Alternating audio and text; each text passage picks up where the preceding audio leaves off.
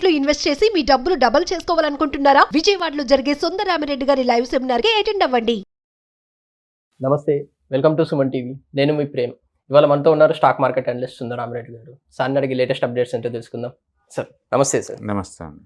Sir, ఇండియాలో recent టైంగా తీసుకున్నామంటే high wealth investors ఎక్కువగా ఉన్నారు సార్. చాలా మంది ఉన్నారు సార్. దీనివల్ల ఫ్యూచర్ మార్కెట్ ఎలా ఉంటుంది సార్? ఇండియన్ వెల్త్ ఎలా ఉండొచ్చు? ఇండియాలో ఇంకా డివిజన్ ఎక్కువ అవుతుందండి. అండ్ పూర్ పీపుల్ పూర్గా ఉండిపోతారు, రిచ్ అవడం వాళ్ళు రిచ్ అవుతుంటారు. ఎందుకంటే మీరు జాబ్స్ చూసుకోండి, క్యాంపస్లో మంచి క్లవర్గా ఉన్న వాళ్ళకేమో స్టార్టింగ్ ప్యాకేజ్ 15 to 20 lakh ప్యాకేజ్లు వచ్చేస్తాయి. డల్గా ఉన్న క్యాండిడేట్కి ఏమో జాబ్లే రావు, రోడ్డు మీద తిరుగుతూ ఉంటారు. అది 2-3 yearsలో ఏంటంటే అది వైడన్ బాగా అవుతుంది అనమాట. వీడేమో కోటి ప్యాకేజ్కి వెళ్ళిపోతే వీళ్ళేమో ఇంకా జాబ్ వచ్చి తిరుగుతూనే ఉంటారు. అది నేను సింపుల్ ఎగ్జాంపుల్ చెప్పాను. అలాగే నేను పల్లెటూరులో ఉన్న వాళ్ళకి ఇన్కమ్ సోర్స్ తక్కువ ఉంటుంది, సిటీలో ఉన్న వాళ్ళకి ఇన్కమ్ ఆపర్చునిటీస్ ఎక్కువ ఉంటాయి. ఓకే, అలాగే ఈ అవుట్ సోర్సింగ్ వచ్చిన తర్వాత ఇండియాలో కూర్చొని అమెరికన్ జాబులు చేస్తా కూర్చుంటున్నారు. చాలామంది ఇండియన్స్, ఇండియన్స్ కూడా అక్కడ 2-3 months లీవ్ తీసుకుని వచ్చి ఇండియాలో కూర్చొని వర్క్ హోమ్ చేసుకుంటున్నారు. అంటే శాలరీ అమెరికా అది, అండ్ ఎక్స్పెండిచర్ ఏమి ఇండియా అది. ఇలాంటి కల్చర్ వల్ల ఏంటంటే more savings and more wealth creation జరుగుతుంది ఇండియాలో. అట్లా ప్రతి ఇండస్ట్రీలో మార్పులు బాగా జరుగుతున్నాయి అనమాట. ప్రపంచంలో మోస్ట్ ర్యాపిడ్ వేలో హై నెట్వర్త్ ఇన్వెస్టర్స్ పెరుగుతున్న కంట్రీ ఇండియా. ప్రపంచం మొత్తం మీద ఏ కంట్రీతో కంపేర్ చేసినా సరే, వరల్డ్ మొత్తం మీద.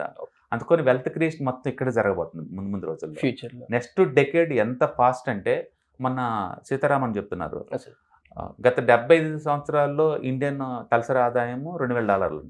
Next 5 years $2,000 వచ్చేద్దంట. ఇప్పటి వరకు వచ్చిండే $2,000.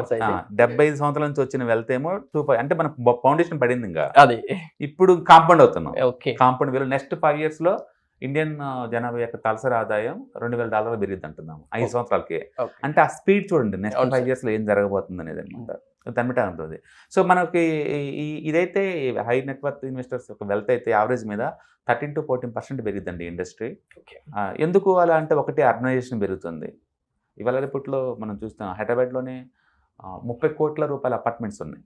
అపార్ట్మెంట్ అంటే మనం అగ్గిపెట్టలాగా ఉండి చిన్న అనుకుంటాం. 30 కోట్ల వర్త్ గల అపార్ట్మెంట్స్ హైదరాబాద్లో 10 పెద్దాకు ఉంటాయి కనీసం. దాన్ని బట్టి ఊహించండి లగ్జరీ లైఫ్ ఎంత అవుతుందో. సో అర్బనైజేషన్ చాలా ఫాస్ట్గాను, లైఫ్స్లో చాలా లగ్జరీస్గా తయారవుతున్నాయి.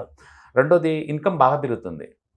స్టార్టప్ కంపెనీస్ కావచ్చు, లేకపోతే స్టాక్ మార్కెట్ రిలవెంట్ వెల్త్ కావచ్చు. ఆ లాస్ట్ 10 years నువ్వు ఏ ఎసెట్లను పెట్టండి, యూ మేడ్ గుడ్ మనీ. గోల్డ్లో పెట్టారా, సిల్వర్లో పెట్టారా, రియల్ ఎస్టేట్లో పెట్టారా, స్టాక్స్లో పెట్టారా, ఎక్కడ పెట్టినా సరే లాస్ట్ డెకేడ్లో యూ మేడ్ గుడ్ మనీ అనమాట. ఎక్కడ పెట్టిన అన్ని అసెట్ క్లాస్లో మనీ బాగా జనరేట్ చేసింది.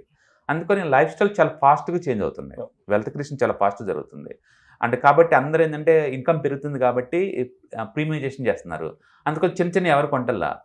ఇంతకుముందు మనం బ్యాగులు కావాలంటే కోటికి వెళ్ళి బేరాలు ఆడి తక్కువ చిన్న తీసుకునేవాళ్ళం. దాని మీద నైక్ అలాంటి మురిసిపోయేవాళ్ళం. ఇప్పుడు ఒరిజినల్ నైక్ అయితేనే కొంటాను. షోరూమ్కి వెళ్ళి 5,000 పెట్టుకుంటున్నారు. బ్యాగులకి 5,000 10,000 పెడుతున్నాను చూడండి. ప్రతి చోట అంతే. ఈవెన్ షూ కూడా ఇంతకుముందు బాటానే చాలా ఎక్కువ మనకి, ఇప్పుడు బాటా దాటి పెద్ద పెద్ద బ్రాండ్స్కి వెళ్తున్నారు. యా, గోల్డ్ లోకల్గా మనం చేయించుకునే వాళ్ళం, ఇప్పుడు టైటాన్ అంటే పెద్ద పెద్ద గోల్డ్ షోరూమ్స్ తీసుకుంటాను. అందుకని ప్రతి చోట ఈ కాల్డ్ ప్రీమియైజేషన్, ఆ ప్రీమియైజేషన్ ఉంటేనే మనం తీసుకుంటున్నాం. బిల్డర్స్ కూడా ఒకప్పుడు హైదరాబాద్లో అంటే లేదు, చిన్న బిల్డర్సే ఉండేవాళ్ళు. ఓకే, మనం జనప్రియ అంటే ఒకప్పుడు అంటే బిల్డింగ్ అంటే 5 floors ఉండేది, ఇప్పుడు హై రైజ్ బిల్డింగ్. అదేనండి, ఒకప్పుడు జనప్రియ అంటే అబ్బా అంత కొనేంత డబ్బు ఉందా మీ దగ్గర అనేవాళ్ళు. ఇప్పుడు అట్లా కాదు, లగ్జరియస్గా శాస్ క్రౌన్ కానీ పెద్ద పెద్ద బిల్డర్ చూడండి మీరు, మై హోమ్ అని నథింగ్ అయిపోయింది. అందుకని ప్రతి చోట ఈ ప్రీమియైజేషన్ అవుతుంది.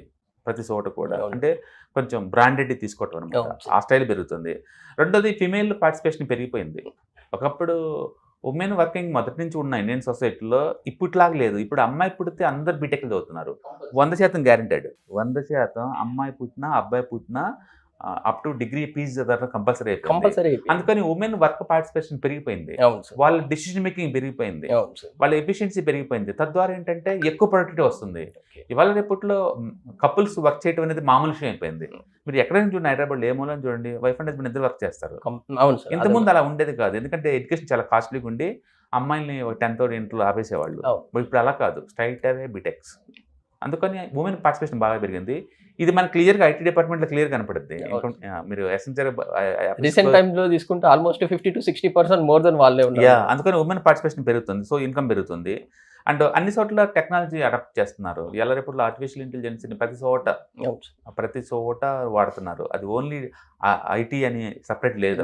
మీరు ఏ పని చేసినా సరే అంటే ఫైనాన్స్లో వాడుతున్నారు, మూవీస్లో వాడుతున్నారు, ఎక్కడ పడితే అక్కడ వాడుతున్నారు. సో మోర్ ఛాన్స్లు వస్తూ ఉన్నాయి. అట్లా వీళ్ళకి డిజిటలైజేషన్ పుణ్యం అంటూ మోర్ ఛాన్సులు రావటం, ఇన్కమ్ పెరగటం, అండ్ అర్బనైజేషన్ పెరగటం, అండ్ ప్రీమియైజేషన్ అవ్వటం, వీటన్నిటి వల్ల ఏంటంటే సొసైటీ మొత్తం రీస్ట్రక్చరింగ్ అవుతుంది. అందుకని more and more wealth creation, wealth maintenance ఎక్కువ అవుతుంది అనమాట. అందుకని వెల్త్ మేనేజ్మెంట్ కంపెనీస్ పెద్ద స్కోప్ ఉంటుంది ఇండియాలో నెక్స్ట్ 10 years. అందుకని ఈవెన్ సెబీ కూడా ఎందుకు కొత్త అసెట్ క్లాస్ తీసుకొస్తుందంటే వీళ్ళ రిక్వైర్మెంట్స్ కోసమే. ఎందుకంటే వీళ్ళు ఎక్కువ మంది వస్తున్నారు. వీళ్ళు ఇంతమంది మ్యూచువల్ ఫండ్ లాగా నెలకి 1000, 2000, 10,000, లక్ష కట్టే బ్యాచ్ కాదు. వీళ్ళందరూ ఏంటంటే ఎక్కువ మంది ఉన్నోళ్ళు అనమాట న్యాచురల్గా. అందుకని ఇలాంటి వాళ్ళ రిక్వైర్మెంట్ కోసమే సెబీ వాళ్ళు న్యూ అసెట్ క్లాస్ వస్తున్నారు అనమాట.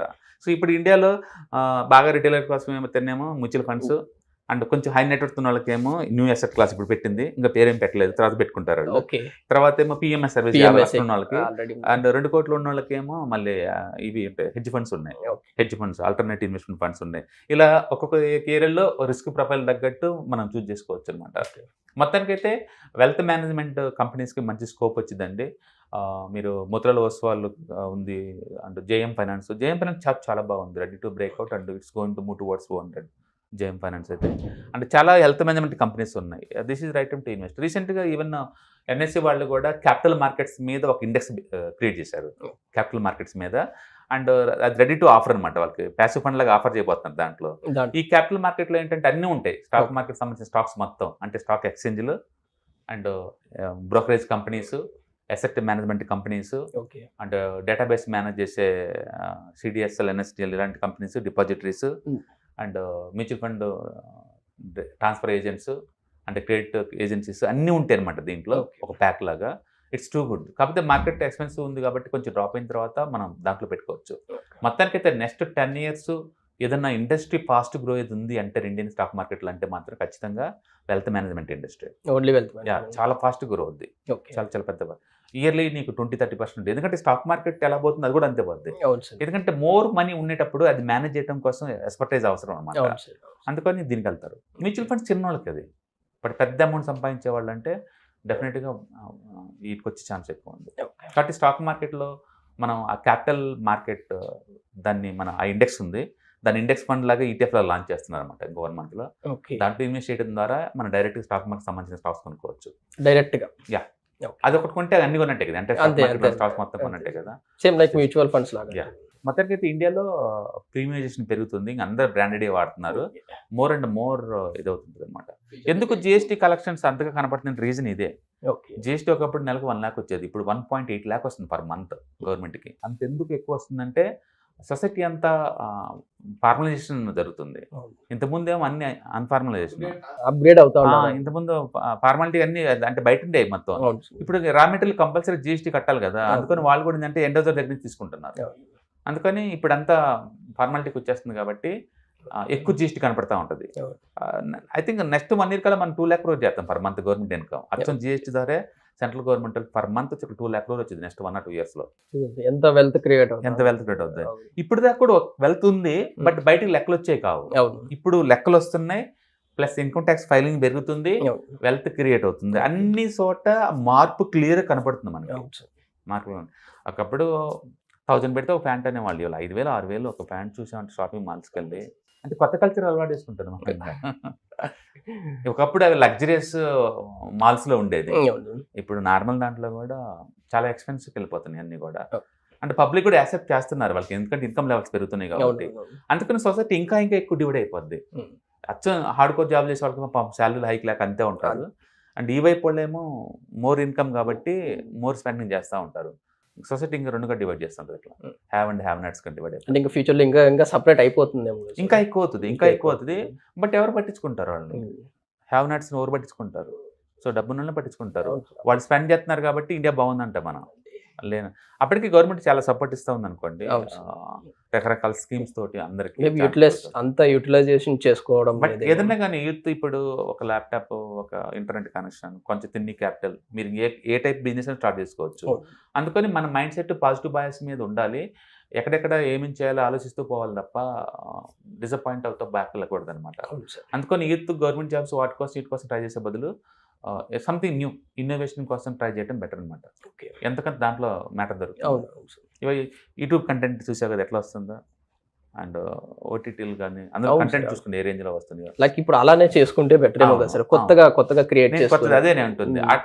అట్లా ఎంటర్ప్రినర్కి వెళ్ళినప్పుడు ఏంటంటే unlimited income, unlimited satisfaction and finance freedom దొరుకుతుంది అనమాట. అందుకని యూత్ అనే వాళ్ళు కొంచెం అన్కన్వెన్షనల్ థింకింగ్ చేసుకొని అలాంటి వెళ్ళటం ద్వారా చూసుకోవచ్చు. రెండోది కెరీర్ ఎప్పుడు గ్లోబల్ లెవెల్లో ఉండాలి, చిన్న లోకల్ తీసుకోకూడదు అనమాట. అఫ్కోర్స్ కొంతమందికి ఛాన్స్ ఉండొచ్చు, కొంతమంది ఉండిపోవచ్చు, కానీ మొత్తానికైతే మన ఆలోచనలు మొత్తం యాక్షన్స్ ఏమో లోకల్గా, బట్ థాట్ ప్రాసెస్ ఏమో ఇంటర్నేషనల్ లెవెల్లో ఉండాలి. అట్లా ఉంటేనే మనం ఎదగలుగుతాం అనమాట. డెఫినెట్గా next 10 years belongs to India. అందులో వెల్త్ క్రియేషన్లో వివచ్చం చేసి పడేస్తారు, అందులో డౌట్ లేదు. ఒక అదాని ఒక అంబానీ అంటారు, ఊరికొకరు తయారు అవుతారు. డెఫినెట్గా. Thank you. హాయ్, మొట్టమొదటిసారిగా మన విజయవాడలో క్లాస్ రూమ్ ట్రైనింగ్ అండి, 1 day క్లాస్ రూమ్ ఎన్విరాన్మెంట్లో ఆఫ్లైన్ వెబినార్ జరగబోతుంది. అండ్ ఇంట్రెస్ట్ ఉన్న పార్టిసిపెంట్స్ ఈ కింద స్క్రోల్ అవుతున్న నెంబర్కి రింగ్ చేసుకొని సీట్ బుక్ చేసుకోండి. దీంట్లో ETFs, index funds and mutual funds మీద completely and hand holding experience మీకు ప్రొవైడ్ చేయబడుతుంది. దీని ద్వారా ఏంటంటే మనం ఎసెట్స్ని స్టాక్ మార్కెట్లో ఎలా మేనేజ్ చేసుకోవాలి, ఎలా గ్రో చేసుకోవాలి, ఎలా ప్రొడక్ట్ చేసుకోవాలో అంటే ప్రాక్టికల్గా నేర్చుకుంటారు. అండ్ మీ ఇప్పటి వరకు మనం ఆన్లైన్లోనే మీరు అటెండ్ అవుతున్నారు. ఇక నుంచి మీరు మన విజయవాడ సిటీలోనే అండ్ లైవ్లో క్లాస్ రూమ్ ఎన్విరాన్మెంట్లోనే నేర్చుకునే ఛాన్స్ దొరుకుతుంది. కాబట్టి ఇంట్రెస్ట్ ఉన్న పార్టిసిపెంట్స్ కింద స్క్రోల్ అవుతున్న నెంబర్కి పింగ్ చేసి సీటు రిజర్వ్ చేసుకోండి. Thank you.